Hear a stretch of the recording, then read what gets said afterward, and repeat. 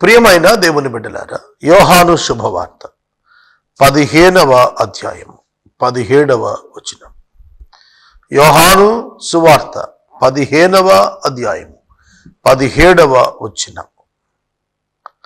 మీరు ఒకరిని ఒకడు ప్రేమింపవలెనని ఈ సంగతులను మీకు ఆజ్ఞాపిస్తున్నాను. మీరు ఒకరికి ఒకడు ప్రేమింపాలి. ఈ సంగతులు మీకు ఆజ్ఞాపిస్తున్నాను, అదే కారణం. These things I command you so that you will love one another. These things I command you so that you will love one another. Bible సందేశం ప్రేమ. ప్రేమ ప్రేమ లేని వాడనైతే నేను వ్యర్థుడను. ఒక మాట తెలుసునా ప్రియమైన దేవుని బిడ్డలారా, దేవుడు లోకమును ఎంతో ప్రేమించెను. దేవుడు లోకమును అనగా మనుషులను ఎంతో ప్రేమించెను. దేవుడు లోకమును ఎంతో ప్రేమించెను అన్న చోట, లోకమును అన్న చోట మనుషులను అని అర్థాన్న పాపులను అని వ్రాసుకోవాలి. God so loved the sinners. దేవుడు లోకమును ఎంతో ప్రేమించను కాగా ఆయన తన అద్వితీయ కుమారునిగా పుట్టినవాని యందు నశింపక, విశ్వసించిన వాడు నశింపక నిత్య జీవము పొందునట్లు ఆయనను అనుగ్రహించెను. ఆ వచనంలో రిలేటెడ్ విత్ ద సాల్వేషన్ రాసి ఉంది. ఎందుకొరకు ఆ మాట రాస్తున్నాడు? ప్రేమించాడు. పాపులను ప్రేమించి పాపులు నశింపక నిత్య జీవము పొందినట్లు ప్రేమ చేత తన కుమారుని పంపాడు. 1 John 4:10. 1 John 4:10. యోహాను మొదటి పత్రిక 4:10. దేవుడు ప్రేమించాడు, అందుకే మనలను ప్రేమించమని ఆజ్ఞ ఇచ్చాడు. దేవుడు ప్రేమించాడు, మనలను ప్రేమించమని ఆజ్ఞ ఇచ్చాడు. గుర్తుపెట్టుకోండి. దేవుడు ప్రేమించకుండా మనలను ప్రేమించమంటే అర్థం ఉండేది కాదు. దేవుడు ప్రేమించాడు. ఎలా ప్రేమించాడు చెబుతాను, వినండి. ఆదాము పాపం చేశాడు, దేవుడు ఆదామును ప్రేమించాడు. ఆదాము దేవునికి వ్యతిరేకంగా పాపం చేశాడు, దేవుని మాటను త్రోసేశాడు, దేవుని పట్ల అవిశ్వాసం ఉంచాడు. కానీ దేవుడు ఆదామును ప్రేమించాడు.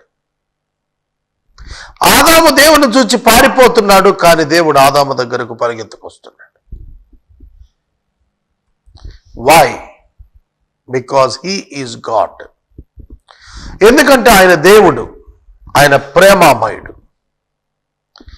దేవుడు ప్రేమామయుడు, విశ్వాసి కూడా ప్రేమామయుడుగా ఉండాలి. పరిశుద్ధాత్మని చేత దేవుని ప్రేమ మన హృదయములో కృమ్మరించబడింది. కృమ్మరించబడింది. చూడండి, చల్లబడింది, స్ప్రెడ్ అవుట్. చల్లబడింది, కృమ్మరించబడింది. రెండిటికి ఎంత తేడా ఉంది? Pouring is different from spreading. విస్తరింపజేయటం, జల్లటం కంటే కూడా ఒక ధారగా పోయటం గొప్పది కదా. దేవుడు పరలోకం నుండి ధారగా దైవ ప్రేమ మన అంతరంగాల్లో పోశాడట. మన అంతరంగంలో పోశాడు ఆయన. ఆ ప్రేమను ఆయన మన అంతరంగంలో పోశాడు. కాబట్టి మనకు ప్రేమించడమే వస్తుంది, మరొకటి రాదు. మనకు ప్రేమించడమే వస్తుంది, మరొకటి రాదు. ఇది మనం గుర్తుపెట్టుకోవాలి. అర్థమైందా?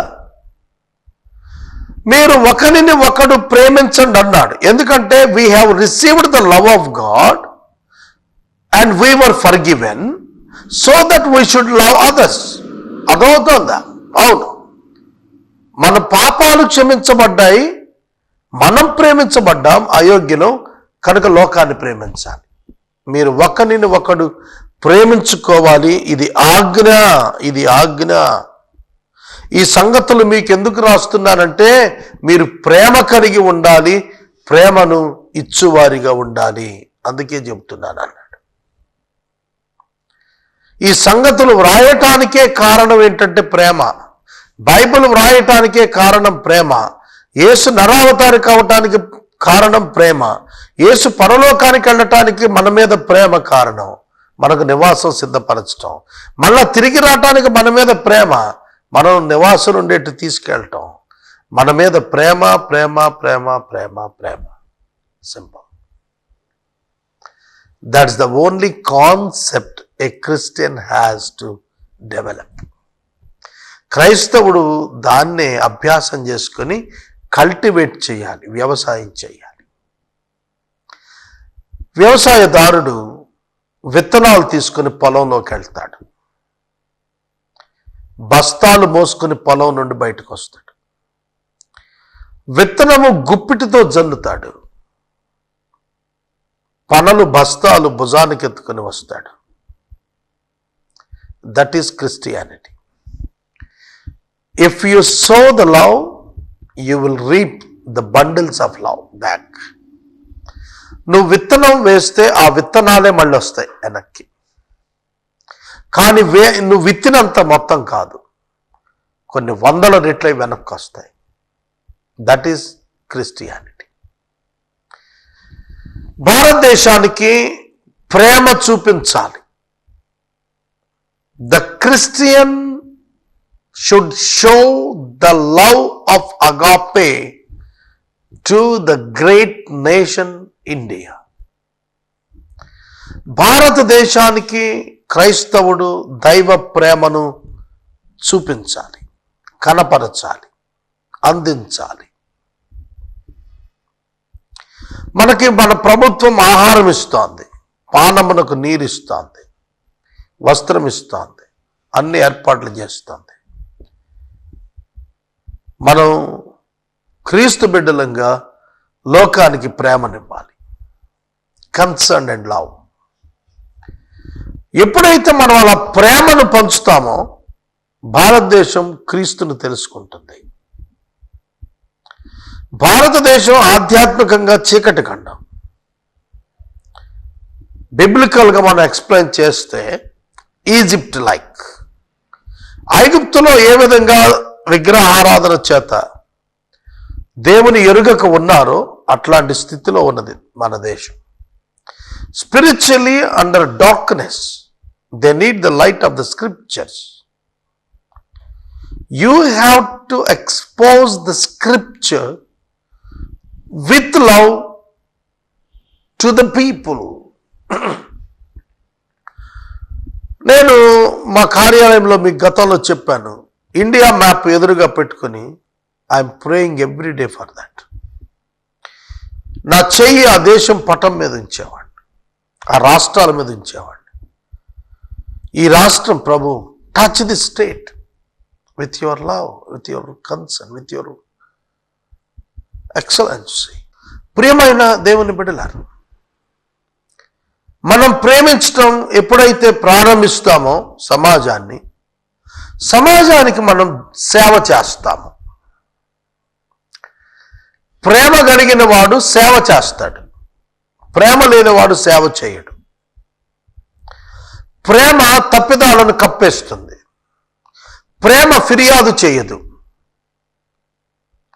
ప్రేమ సహనాన్ని చూపిస్తుంది, ప్రేమ ఓర్చుకుంటుంది, ప్రేమ ప్రాణం పెడుతుంది. ఆ ప్రేమ నుండి ఎవడు తప్పించుకోలేడు. అదే అగాపే ప్రేమ. దేవుడు చెబుతోంది అదే, మీరు ఒకరిని ఒకడు ప్రేమించాలి, ఇది ఆజ్ఞ. It's a commandment. ఇది ఆజ్ఞ, ఇదొక సందేశం. It's not message, it is commandment. Message can be honoured or may not be honored, but you must You must obey the commandment. You may not obey the message. God is not giving message. God is giving commandment. దేవుడు ఆజ్ఞ ఇస్తున్నాడు brother. దేవుడు ఆజ్ఞ ఇస్తున్నాడు. దేవుడు సందేశాలు ఇవ్వటం లేదు. నేను సందేశం ఇస్తున్నాను. నేను ఆజ్ఞ ఇవ్వలేను. కానీ దేవుడు ఆజ్ఞ ఇస్తున్నాడు. God can command you. దేవుడు నిన్ను ఆజ్ఞాపించగలడు. ఏమని ఆజ్ఞాపిస్తున్నాడు అంటే love others and love one another. మనం ఒకరిని ఒకరు ప్రేమించుకోవాలి. మనము ఒకరిని ఒకరం ప్రేమించుకోవాలి.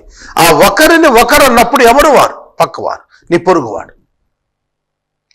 నీ పొరుగువాడు నీకేం కానక్కర్లా. నీ పొరుగువాడు, ఆపదలో ఉన్నవాడిని ప్రేమించు.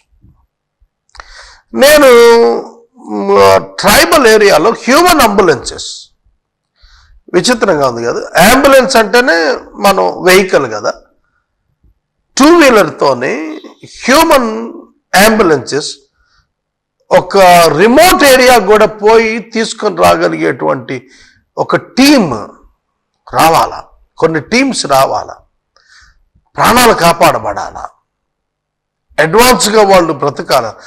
We should love them. మనం వాళ్ళని ప్రేమించాలి. వాళ్ళకు విద్య తక్కువ, ఎన్లైటన్మెంట్ తక్కువ, వాళ్ళు ఆ ప్రాంతంలో ఉన్న వారికి అవకాశాలు తక్కువ, వారు అక్కడైతేనే బతకగలం అనే భావంతో ఉంటారు. ఆ ప్రాంతాల్లో వాళ్ళకు ధైర్యాన్ని ఇవ్వగలగాలి.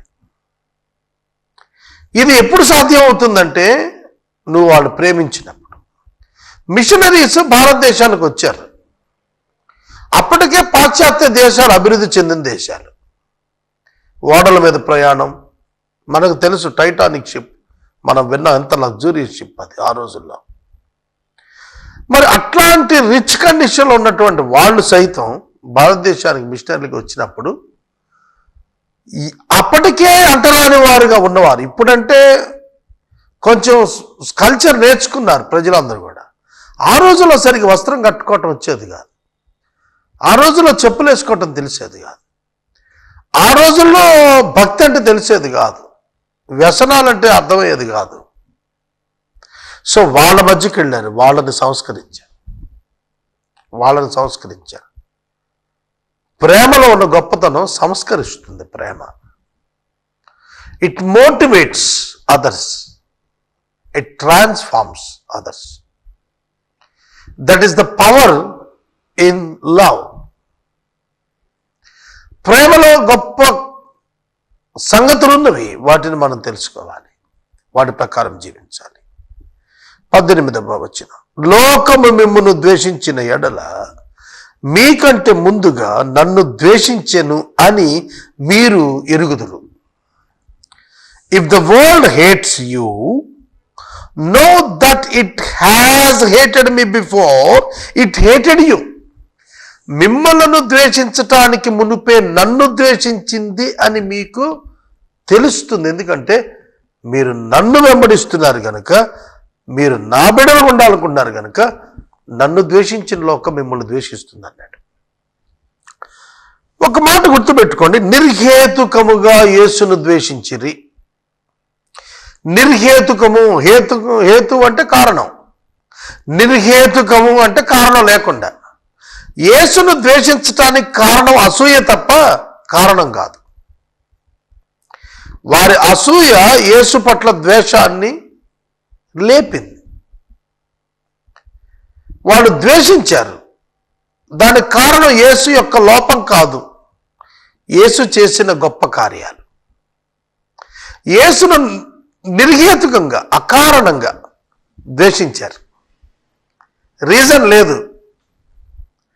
ఎందుకు తృణీకరించారు ఇజ్రాయేలు ప్రజలు? కారణం ఏంటి? కాంక్రీట్ రీజన్ లేదు, ఎల్యూజన్ తప్ప, భ్రమ తప్ప కారణం లేదు అక్కడ. కానీ ద్వేషించారు. మరి నిన్ను కూడా లోకం ద్వేషిస్తుంది. నేను ఒక మాట చెప్పను. నేను ఒక బంధువుకి ఫోన్ చేశాను, మధ్యాహ్నం మిమ్మల్ని దర్శిస్తున్నాను నేను. వెంటనే వాళ్ళు నాతో చెప్పారు, డోంట్ కమ్ అన్నారు. నేను చాలా అకస్మాత్తుగా విస్మయానికి గురయ్యాను. ఏమిటి, నేను వస్తే ఎంతోమంది ఎప్పుడు వస్తారా, మమ్మల్ని దర్శిస్తారా అని ఆశగా ఎదురు చూస్తారే, నా ఫెలోషిప్ కోసం. ఈయన నా బంధువు అయ్యండి, ఏమిటి రావద్దన్నాడు, ఏమిటి కాజ్ అని చూస్తే ఒక పూట భోజనం. నేను ఒక పూట భోజనం కోసం ఒక ఇంటికి వెళ్ళి కూర్చునే అంతటి అవసరం ఉందా నాకు చెప్పండి? వాడు హృదయంలో ద్వేషించాడు.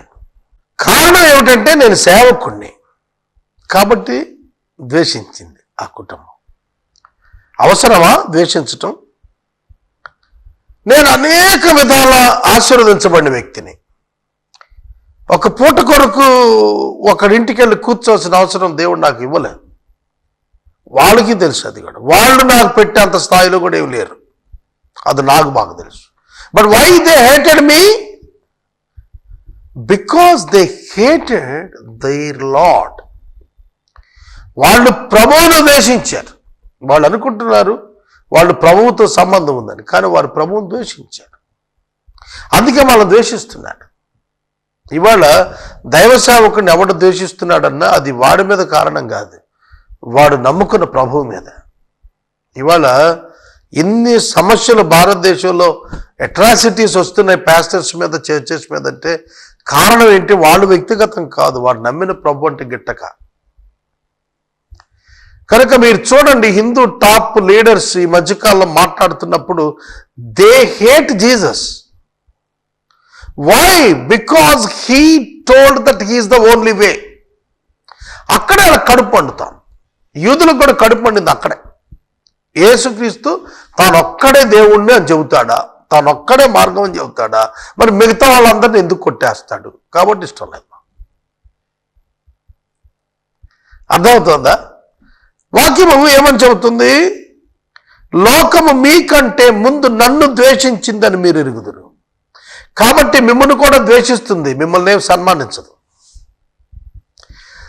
ఒకవేళ లోకం మిమ్మల్ని సన్మానిస్తుందంటే నువ్వు రాజీ పడ్డావని అర్థం. వాళ్ళు ఆత్మీయంగా మారారని కాదు అర్థం. నిన్ను సన్మానిస్తోంది లోకం అంటే నువ్వు రాజీ పడ్డావుతో బాబు, నువ్వు వాళ్ళతో కలిసిపోయావు, అందుకే ఆ సన్మానం. లేకపోతే లేదు, లేకపోతే లేదు. గుర్తుపెట్టుకో. మీరు లోక సంబంధులైన ఎడలా లోకము తన వారిని స్నేహించును, అయితే మీరు లోక సంబంధులు కారు, అందుచేత లోకం మిమ్మల్ని ద్వేషించును. మీరు లోక సంబంధులు కారు కాబట్టి లోకం మిమ్మల్ని ద్వేషిస్తుంది. మీరు లోక సంబంధులైతే లోకము ప్రేమిస్తుంది కనుక మిమ్మల్ని ప్రేమిస్తుంది. లోక సంబంధులు లోక సంబంధులను ప్రేమిస్తారు, దేవుని పిల్లలను ద్వేషిస్తారు. ఇది ఇక్కడ చెబుతున్నాడు. లోక సంబంధులు మీరు కాదు, అందుకే మిమ్మల్ని లోకం ద్వేషించింది. మీ గోల్ ఏంటి చెప్పండి? What is your goal?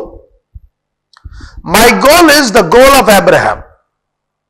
Abraham యొక్క గురి నా గురి ఒకటే, ఇటర్నల్ ఇన్హెరిటెన్స్.